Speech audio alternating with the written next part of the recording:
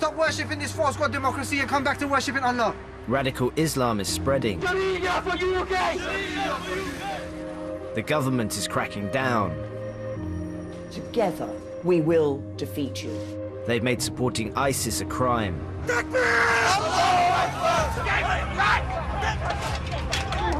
As control tightens, I spent 2 years with one of the most extreme groups in Britain.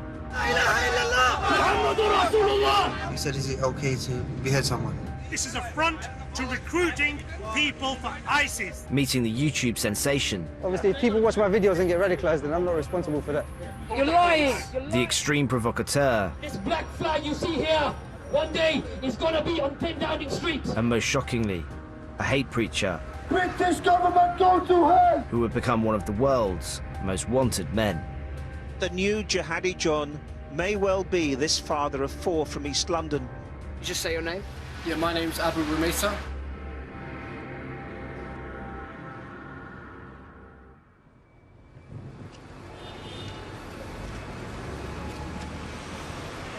It's January 2014, and I'm spending the day in Walthamstow, northeast London, with one of Britain's most vocal hate preachers, 30-year-old Abu Rumesa. You grew up around here? No, I grew up in North London, actually. I grew up in Palmer's Green. My background is I actually grew up as a non-Muslim from like a Hindu background, and I became Muslim when I was about 19, and I just moved here when I got married. Now a father of 4, he runs his own business renting out bouncy castles for children's parties. Does your family ever worry about your safety or their safety? Yeah, of course. I mean, I think it's natural that there is this kind of tension and caution as well. You've seen what far-right groups are capable of, so there is this kind of worry and concern. But that's part of the struggle. That's part of the package. We believe, if we follow the path of the prophets, we're going to inevitably face these consequences. It's a bit of a mess. I'll show you. These are the black flags of Islam. This one is actually the flag of the Islamic State. So one day when the Sharia comes, you'll see this black flag everywhere. One famous scholar of Islam, Sheikh Omar Bakri Mohammed, he said that the black flag of Islam will one day fly high over 10 Downing Street. And that was about 10, 15 years ago. And, that was like, it seemed ludicrous back then, but if you look at the way society is moving on now, you can see that it's a very, very real possibility with the way Muslims are coming forward in this country. Abu Rumesa has been a radical Muslim for 10 years. I contacted him via a website for a group advocating strict Sharia law in the UK. Yeah, so basically translation of this Arabic is, there is no one worthy of worship to follow or obey in truth except Allah, and that Muhammad is the final messenger. And so we don't believe in sovereignty for the Queen. We don't believe that authority should be in the hands of the non-Muslims. We want to see this flag in every single country in the world.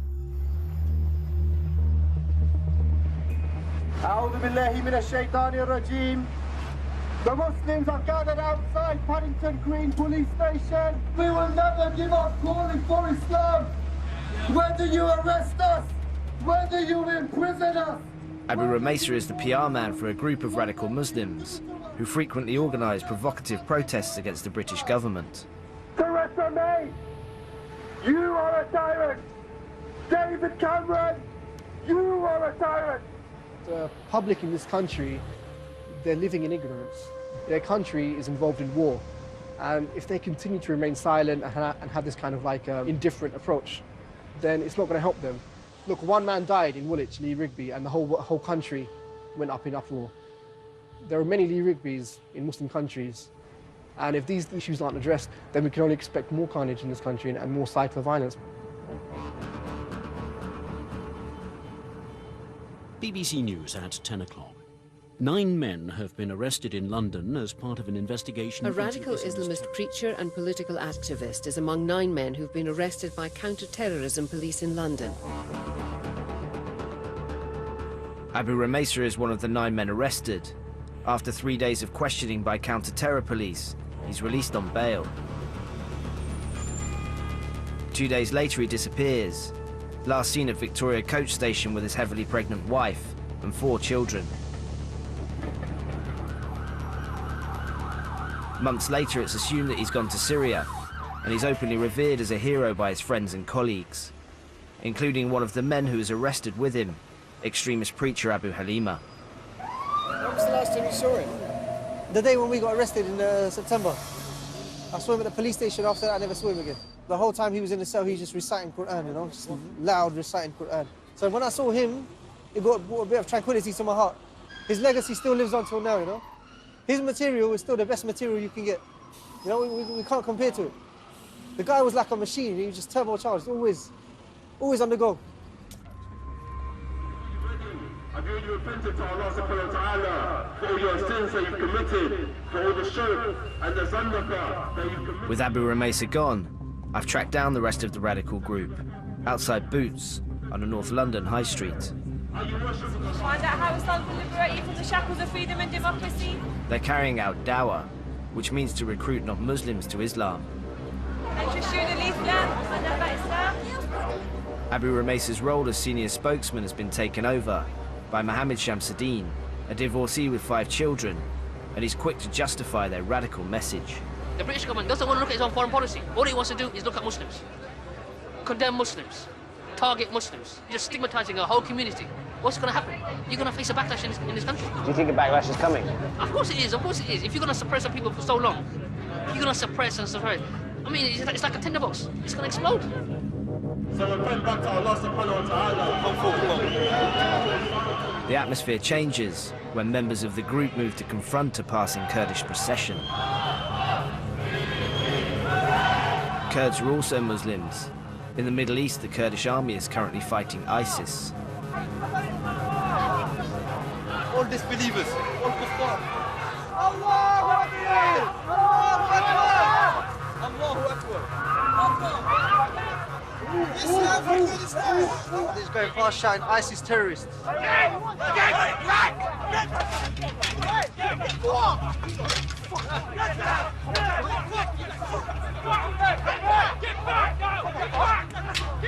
you think we're scared of death? Do you really think we're scared of death? Get back! Go back! Order of the Amir! It's the order of the Amir! Stop! Order of the Amir!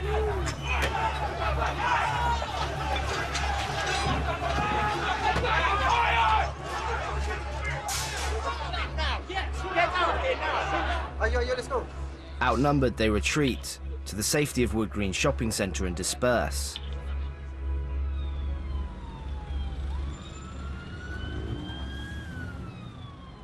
I'm nervous about providing this small group with the media platform they crave. But with ISIS on the rise and the terror alert level severe, it seems essential to understand the motives and activities of this secretive network.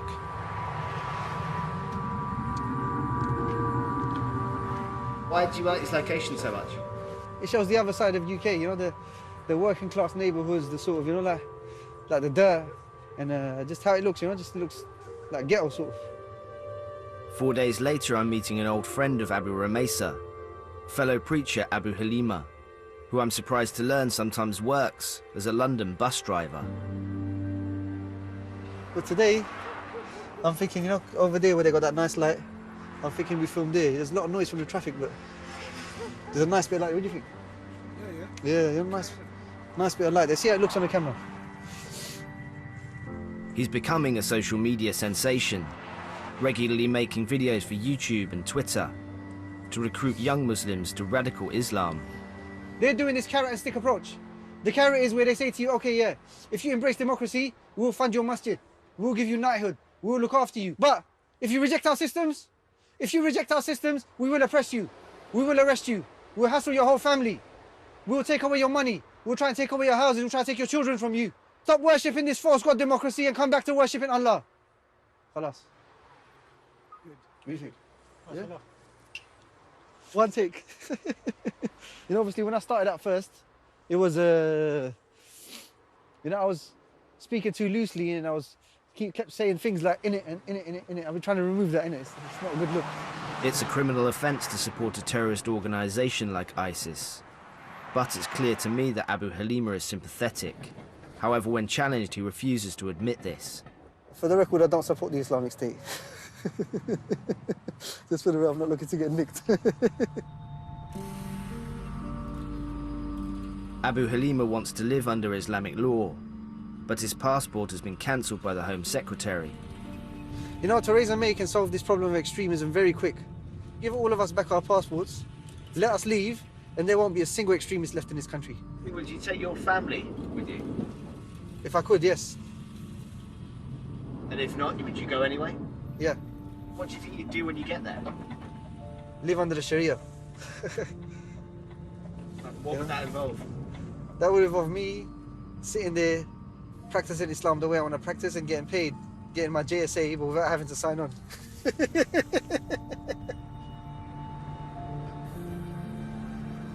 Whilst he's stuck in the UK, Abu Halima is trying to convert Britain to strict Islamic law, where full covering of women, outlawing alcohol, gambling, and homosexuality would be enforced by extreme punishments.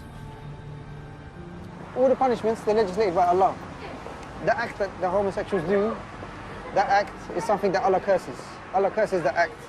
So that is forbidden. That is forbidden. Anyone that gets caught doing that act, they will be punished. And what's the punishment? Well, one of them is obviously chucking them off high buildings, and that's the one that the Islamic State seems to be implementing. Where would the punishments happen? Would it be out in the square? Of course, because this is a deterrent. People will see and they'll know, okay, we're going to get named and shamed like this as well. We're going to get publicly humiliated like this as well. Everyone's going to know what we've done. So it works. It works. Whereabouts in Ealing do you think that would happen? In Ealing? Well, it could happen in Haven Green. They could make a little spot in the middle over there or something, you know what I mean? Ealing Common, it could happen in. Do you think a lot of people would come and watch it? Of course. Is it not quite gruesome? No, people like that kind of stuff, innit? So this area here, you think this could be good for public punishments? Of course. So for instance, if someone's committed adultery and it's been witnessed, then he'll be punished according to his crime.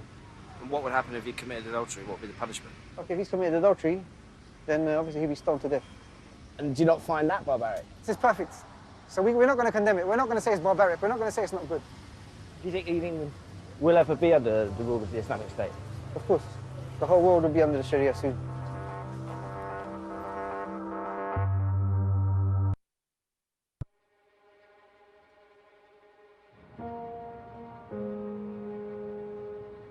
Why are you such a troublemaker? I'm not necessarily a troublemaker. Yeah, you are. Yeah, you are. Yeah, you are. You are a shocking example of your faith. You are a very bad man, Mohammed, and you should hang your head in shame. Go away. 7:29. Mohammed Shamsuddin is the senior spokesman for a group of radical Muslims. He suffered with chronic fatigue syndrome since he was 18 and lives on benefits. He's been hard to pin down for filming. He finally agrees, but is even more careful when I start asking him about ISIS. You could get 10 years just for saying something which is reckless or careless. That's what I'm saying to you. Even though you didn't possibly mean it like that. You know what I mean? You could have possibly meant it innocently. But because that innocent word could land you in prison 10 years.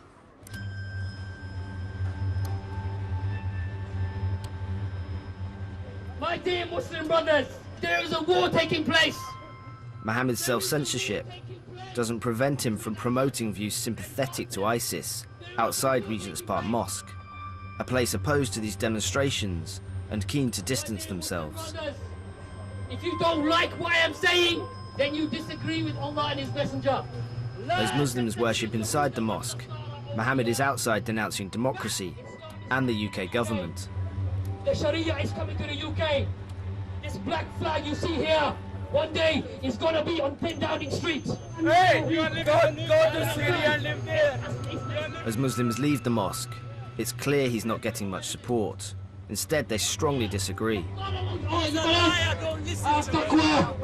We're going to arrest David Cameron. We're going to arrest George Osborne. We're going to arrest every single member of the Conservative Party and put him on trial for the crimes against Muslims. Takbir! Takbir! Mohammed won't worship in the mosque today. Instead, he leads his group for a prayer session in Regent's Park. Anyone got compass? Guys, determine the Qibla, please. Come on. Somebody determine the Qibla. Anyone got a smartphone? Go on, sort out the Qibla, bro. He's just gonna find out the direction for prayer. This way, lads. Come here a bit, come here. The group display the black flag of Islam. a symbol associated with Islamic armies for the past 1200 years, but one that's regularly adopted by extremists, including ISIS.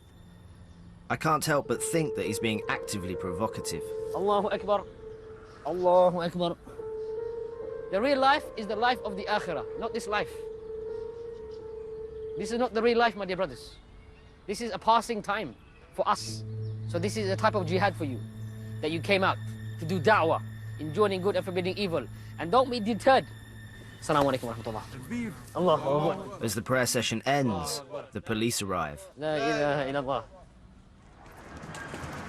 We just want to speak to you. We've had a call from a member of the public. Saying what? That you may have had someone had an ISIS-looking flag on them. What's an ISIS flag? Unless someone's hiding in their trousers, then we don't have that. Have any of you got personal details on you? We'd like to speak to you. And No, just gain your I personal don't think so. details. There's no personal details being given. No. Behave, don't touch me. Don't Stop touch for a me. minute. I'm under arrest.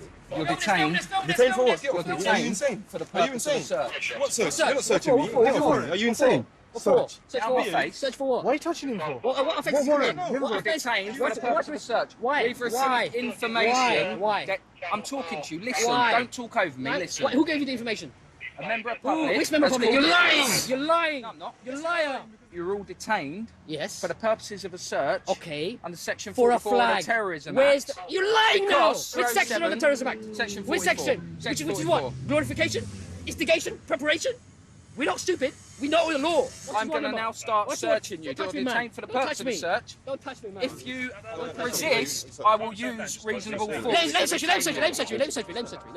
Let him search me. Okay, Search I'll me, be please. making a record. Okay. The group is searched and detained for an hour without finding the flag. They're released without any charges. Where you seek to spread hate, we will disrupt you. Where you break the law, we will prosecute you. Where you seek to divide us, we will stand united, and together we will defeat you. The British government are ramping up efforts to prevent young people from being drawn towards terrorism. Now they're targeting individuals like Mohammed and Abu Halima and their extremist propaganda. The pair have been told that soon they'll have to appear in court to see if they face charges for terrorism.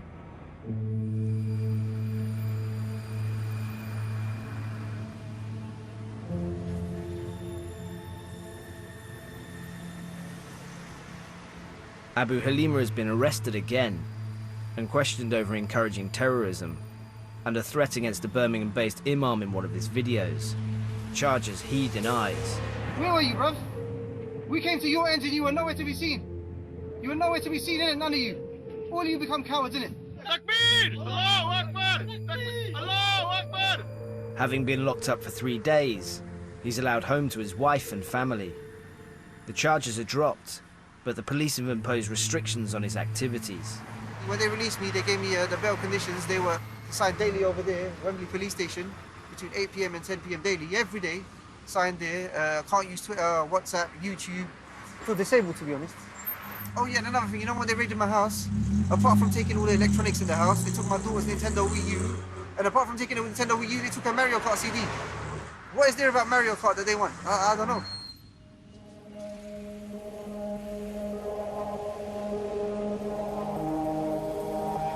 As Abu Halima is banned from posting videos online, he's been forced back on the streets. Learn about Islam, sir, have a read. It's Saturday night on Edgware Road, a Middle Eastern melting pot in the heart of central London, where different faiths and nationalities rub shoulders. Alhamdulillah, the Muslims have gathered here in Edgware Road to call you to La ilaha illallah, Muhammadan Rasulullah. But Abu Halima's message is still connecting with young Muslims. Does that make you feel good? Yeah.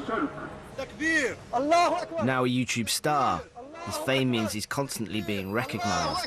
We come to give da'wah, you know, to invite people to Islam and to command good, forbid evil, you know? However, not all Muslims who recognise Abu Halima agree with his radical views. You told him to suck his mum. The fucking Muslim. I'm Muslim, but fuck. No, you're not. You're a kafir. Who's a kafir? He's a kafir. How can you insult Muslims? Bruv. Abdullah Deen, white convert, An ex-drum and bass MC is quick to respond. You're insulting Muslims. You go to your face, bro. Just like a street gangster. أنا عليك أمك يا ابن عيني. يا شراميط. Brother, I hate getting into beats with a long camise on. Got to go like this. The confrontation attracts a large crowd to the dawah stand. I doubt you even a Muslim. You're probably a Shia, innit? You're probably a Shia, innit? They're all kuffar. They're all kuffar. What? Who could do anything about it? What? What? Shia kuffar, what?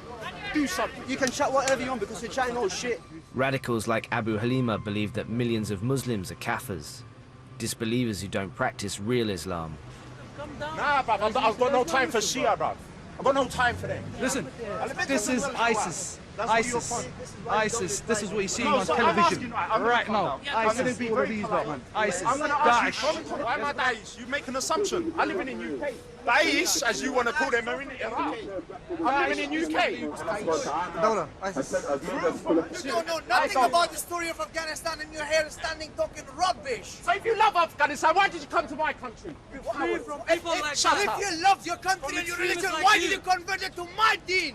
Yes. Why did you convert it to my deen? I was born as a Muslim. Why did you convert it? I would love to leave this country. You got a one-way ticket to go, bro. Go.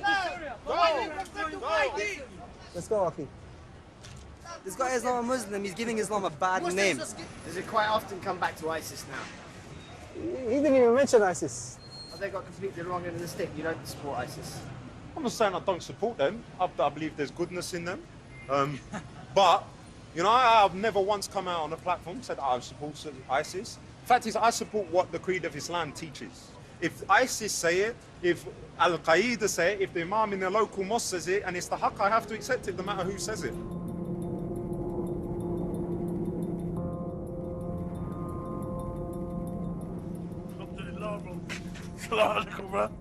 You okay? What's happening, bro? It's been over a year since I'd seen Abu Ramesa, and he'd skipped bail. New photos have appeared on Twitter of him with his children, living in the Islamic State. I want to show them to Mohammed and his friend Zach to see what they think of where their friend is now. Allahu Akbar. Allahu Akbar. Subhanallah, Allahu Akbar. Allahu Akbar. I feel like crying, brother. It was just yesterday I was on the down store with his brother, you know? It was just yesterday, brother, I was eating with this brother, man. Allahu Akbar. How does it make you feel to see that picture? Envious. Envious and... Envious of what? Envious of... He's at the best place you can be. In a land where they implement the law of Allah subhanahu wa ta'ala. What better place is there? Does it shock you that his son's got a gun there? No, not at all. Probably a toy gun. What's the big deal? It looks like a real one to me. How are we gonna determine that? What about the AK-47 that he's got over his shoulder? That's pretty real. It's beautiful. It's beautiful. That's pretty real. He's a soldier of Allah subhanahu wa ta'ala. How does it feel to know someone that's now an enemy of the state? It's an honor to feel that he's my Muslim brother. Because at the end of the day, he knows, and I know very well, that life and death is in the hands of Allah. When he's about to die, no one can bring it forward and no one can delay it. When Allah has decreed for him to die, which was written for him the day he was born, or even maybe before, it's already written for him when he's going to die. He's not going to die a minute sooner or a minute later. And this brother now, we're not even the sand underneath his feet, as the hadith says. The Mujahideen, they are the friends of Allah subhanahu wa ta'ala. They are the most beloved to Allah. And the believer, the average believer, the insan, are not even the sand, the grain of sand underneath their feet. The one who fights for Allah. That's the status of him now. So that's what I meant by I'm envious. How many people do you know that have gone? I know a fair amount, yeah. I know a fair amount.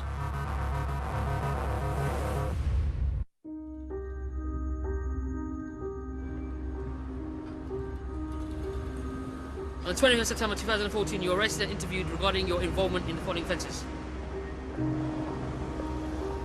Following a detailed investigation, I don't know how detailed that was, yeah? A decision has been made that this matter will not be proceeded with. You're sincerely the moron of counter-terrorism command. Mohammed, Abu Halima and the other members of their radical group are attending court this morning to find out about their terrorism charges. They'd all been arrested in anti-terrorism raids 10 months ago and bailed until today. Allahu Akbar, no further action, yeah? No further action. Enter the F to the A. Enter the F to the A.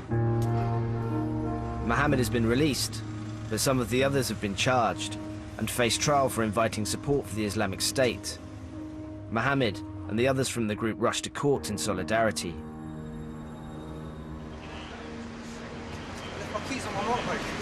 Abu Halima was also due to face terror charges today. What's happened to you? I got rebailed until 15th September, me and Abu Wallah, both of us. So why is that? I haven't got a clue. Always happens, bro.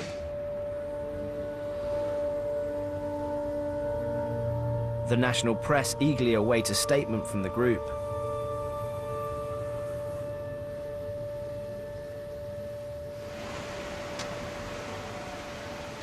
After 5 hours, those in custody are denied bail. So I'm thinking I'm going to have to make a statement in the capacity as a personal friend. Shall I? You think? What are you going to say? Shall I just say as a friend? You know? Guys, in relation to what's happening upstairs, Theresa May has made it quite clear that she's now dealing with those people who are not necessarily breaking the law, but on the margins of law. And my message to the Muslim community in the UK is this. This is a war against Islam and Muslims. The dawah must continue. The struggle must continue. The call must continue. And one day Islam will be dominant and the black flag of Islam will be over Downing Street. Allahu Akbar. You are joking, huh? No, I'm not at all. It's gut-wrenching, isn't it? But I'm not going to express that to the media, you know what I'm saying? I'm not going to show them any weakness.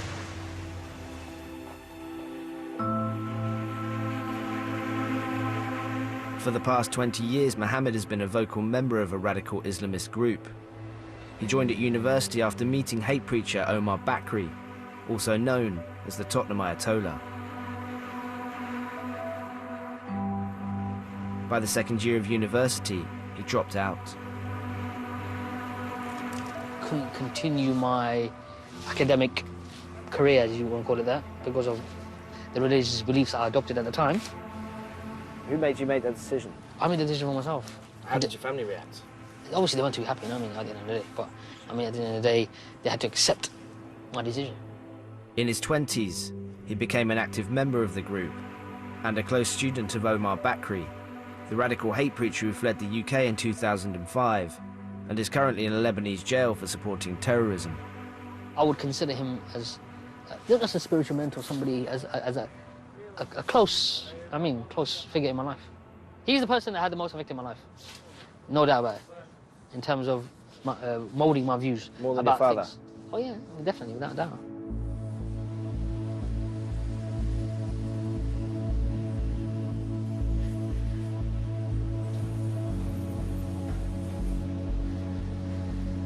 Yes, Abu Halima, the man of enraging the disbelievers, is here. He is the one who enrages the disbelievers just by his beard. After 5 months of filming with Mohammed and Abu Halima, it's become clear that they're careful about what they'll admit.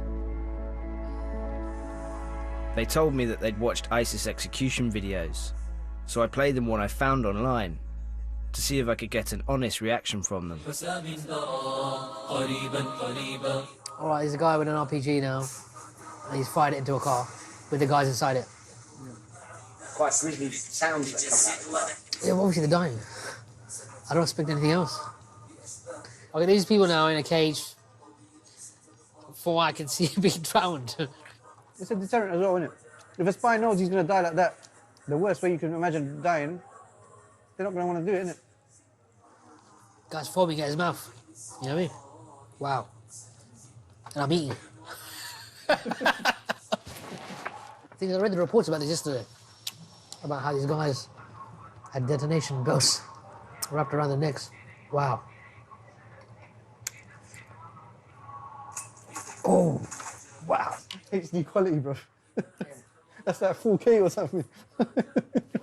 How does it make you feel when you see it? Like you say, it's just horrific.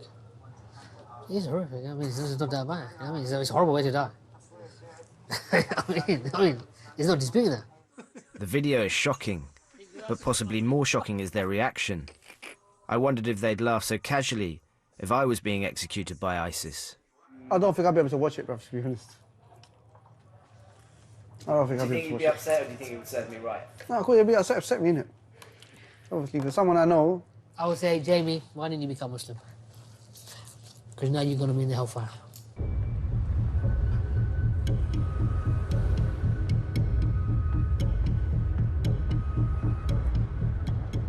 Purify your intentions, inshallah. How did you go back with Muslim? That's what I'm saying. You get more hate there, brother. Come on. Yeah. We're not going to get any hate here. It's a week since the court hearing, and Mohammed is formulating ever more provocative plans. Death to Pakistan! What did Pakistan do for the Muslims? What did Pakistan do for the Muslims? Mohammed, now the most senior member of the group, organises a deliberately provocative demo outside Southall Mosque on Pakistan Independence Day.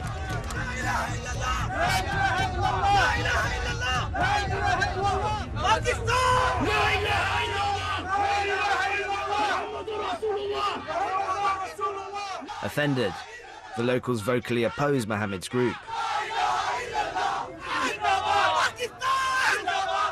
Even the mosque elders come out to denounce their actions.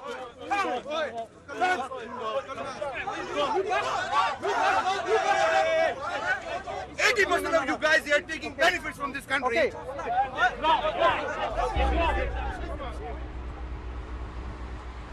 With the police presence growing, the group slip away, having filmed the confrontation, sharing it on social media. The video later goes viral in Pakistan. It's not to make a celebrity at the brothers. It's as a form of encouragement that, look, the brothers in London are doing it, you need to do it as well. You know what I mean?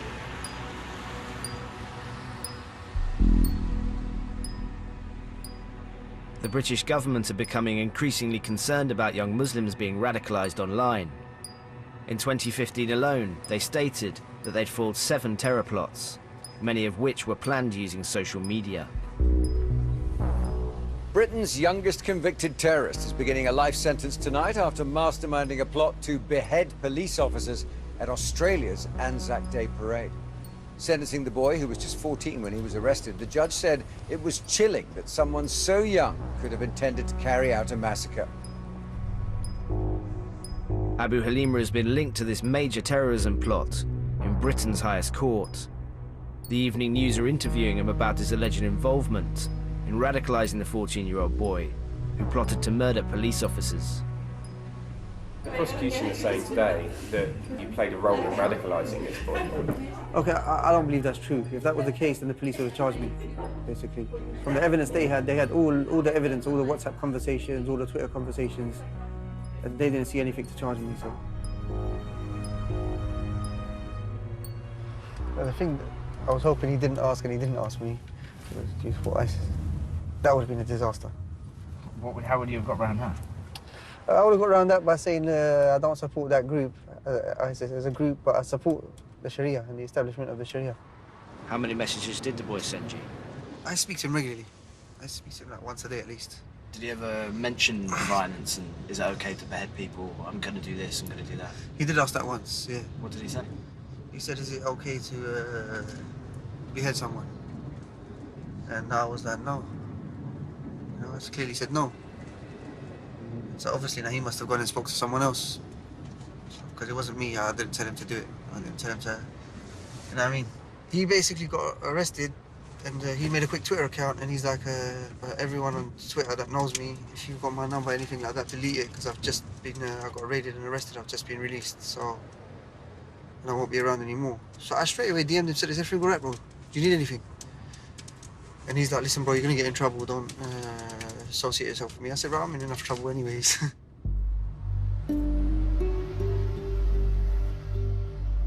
It's easy to forget that Abu Halima hasn't always been a hate preacher. As his infamy grows, I'm keen to know more about his journey towards radical Islam.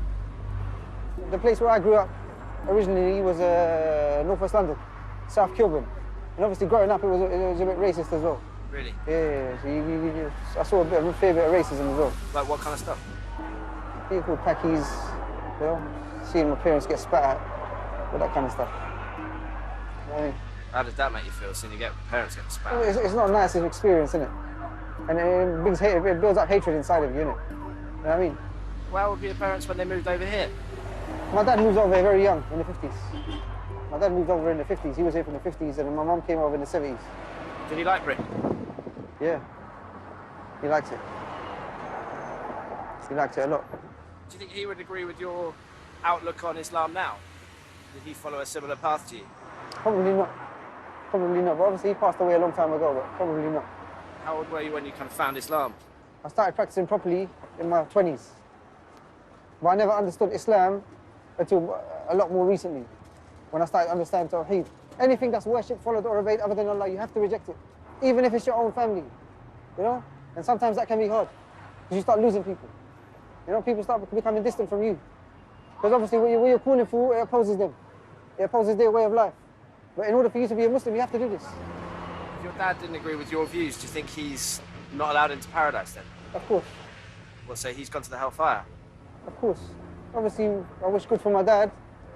But, you know?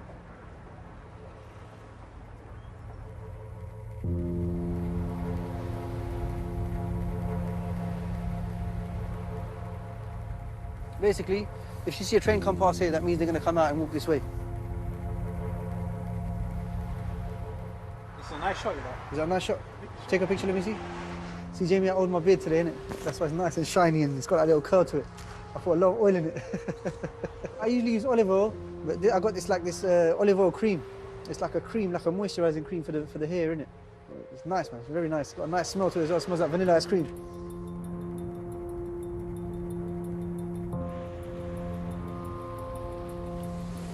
Learn about Islam, sir, have a read. Learn about Islam, sir, have a read. Learn about Islam. Tonight, Abu Halima's preaching his radical message on Oxford Street. It seems he's treated as a celebrity, even by those who don't necessarily agree with him. How do you know Abu Halima? I've seen him on Facebook, I've seen one of his videos. What do you think of the video? I don't remember what exactly said. It was kind of funny though. How often are you getting recognised now? All the time, man. All the time. Everywhere I go. While shoppers pass unaware of the radical group, yet again it's a Muslim who speaks out to oppose them. This is a front to recruiting people for ISIS, who are terrorists, who are killing people in their hundreds and thousands in Syria and Iraq. You've been following me around for months. Have you seen me recruiting for ISIS? Brainwashed! They're brainwashed! The draw of Abu Halima's message has attracted another young man, Abu Mutassim from Birmingham, who's recently been raided by the police. Well, they took my passport off me for travelling. They believe I was going somewhere else other than where I was going. So they took my passport off. I'm not allowed to apply for another passport ever. Or I'm not allowed to travel outside of UK ever. Ever. How does it make you feel? It makes me feel very good. Really? Why? Because it makes me feel important. The thing is, at the end of the day, if they keep pressuring people like this, and you keep taking away people's passports, some people will end up lashing out. It's natural, isn't it? It's natural. People are going to get frustrated. They're going to end up doing things they don't want to do. Well, how do you think that might look? It could happen any day. You know, someone could just lose it any day now. You know what I mean?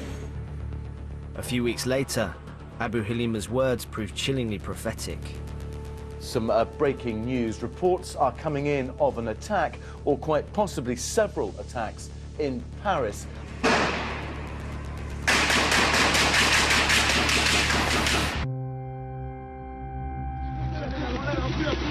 More than 120 people have been killed in Paris and more than 200 are injured in a series of attacks across the city. Last night, it was incredibly busy. There were vigils here, there were vigils at the Eiffel Tower. The Eiffel Tower was lit up in red, white and blue, which I think is a sign of hope. Sorry. So sorry. Graham. And I will leave it there. There is certainly hope here in Paris, but that is back to you. The eyes to the right, 397. The nose to the left, 223. So the eyes have it, the eyes have it.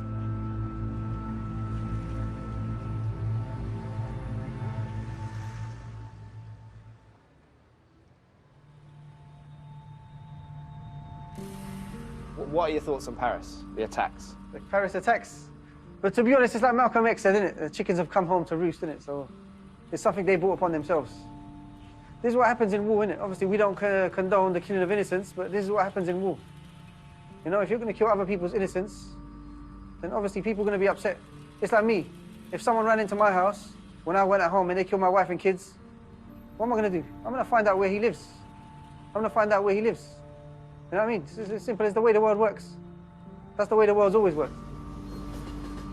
You can see what happened in Paris was an awful atrocity. Yeah, obviously, these things are always awful, innit?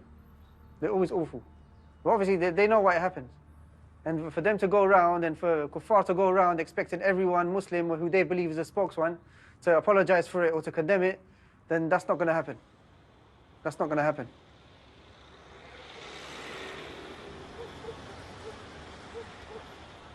What I'm saying in my videos, this is the basic message of Islam. And the aim of these videos is to radicalize people. It's to brainwash people, it's to clean their brain of the filth of the kufr. And obviously if ISIS is calling to the same thing, then that's just a coincidence. Is it just a coincidence? Yeah.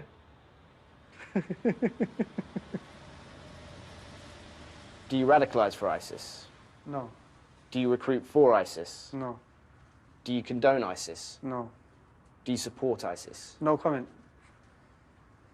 Why no comment? Huh? Why no comment? It's something that I can't answer. If I answer anyway, it could, you know what I mean? So. Because I do, honestly believe that over the last 12 months, what I've seen, I'd say you do all of those things. Yeah, obviously we don't, innit? That's the truth, we don't. We don't. Anyone that says that they do is going to get themselves in trouble and get nicked. Simple The truth is you just don't want to get arrested. Of course. Who does? Who wants to get arrested, bro? Even after filming for a year, Abu Halima won't admit that his group are directly linked to ISIS. But on the 3rd of January 2016, breaking news headlines would seem to contradict him. Tonight at 10, we named the British man said to be the main suspect in the latest propaganda video released by so-called Islamic State. Analysis suggests there are similarities to this man, Abu Rumaysa, who jumped bail in 2014 and fled to Syria with his wife and 4 children. On the 3rd of January 2016, I received a text from Mohammed with a link to the execution video. Underneath it read, simply, "You may know the voice." This is a message to David Cameron. It seems that you, just like your predecessors Blair and Brown, are just as arrogant and foolish. When you texted me the link, I instantly recognized it as being Abu Rumaysa. So from my perspective, 95%, because you could always be wrong. But you've known him for 16 years. I've known him for a long time. And what I'm willing to say on camera, is there a likeness? Definitely you can say there's a resemblance. Is it him? I can't make that 100% positive identification without seeing the face. Mohammed has been repeatedly arrested, but never jailed. And it's clear that he's learned to avoid incriminating himself. I have no problem in saying that Abu Rumaysa is a friend of mine. More than my friend, he's my Muslim brother. Yeah, that's beyond any type of friendship. Yeah, because we are linked by the bond of Islam. Is Abu Rumaysa a hero of yours? Abu Rumaysa for me is a very good Muslim. I think he's a murderer. I think he's from the best of Muslims. Best of Muslims, yes. Even putting a bullet in the back of an unarmed man's head. That's you saying that, but I'm saying he's from the best of the best of the best. I can't say more than what I've said. And there's a reason for that. There's no free speech in the UK. There's consequences for what you say. Allah told me to take my precautions, yeah? And Allah obliged me not to put myself in the hands of the kuffar.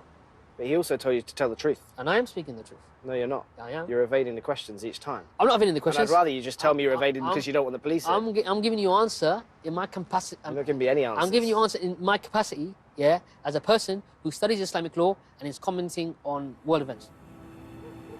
I've been filming with Mohammed for a long time now, but there's still one question that I have to ask him. You say that your message can be deadly. Our message is deadly, of course it is, because we're calling for world domination. We want the Sharia from the UK. So for that alone, that message is quite deadly, yeah. So if that's the case, are the government not right to be raiding, arresting, coming down near like a ton of bricks? At the end of the day, it's a war between truth and falsehood. Our message is the truth, and the message of the British government is falsehood. Is it not between extremists and the government? No, it's between truth and falsehood. And what we carry is the truth, and what the British government is falsehood, and that's the battle that's going to rage until the day of judgment. The ultimate goal for us is paradise.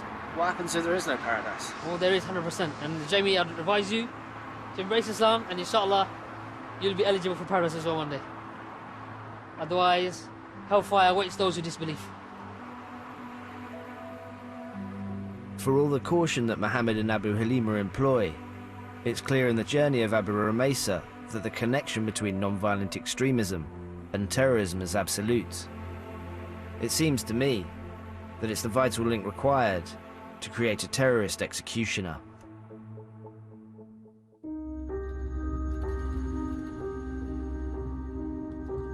Support information can be found online at channel4.com/support organisations. Later, they call him the Pusher. Is a serial killer really at large on the canals of Manchester, or are they unfortunate accidents? Re-examining the evidence at 11. But next up, child inmates and their serious crimes, high security for kid criminals.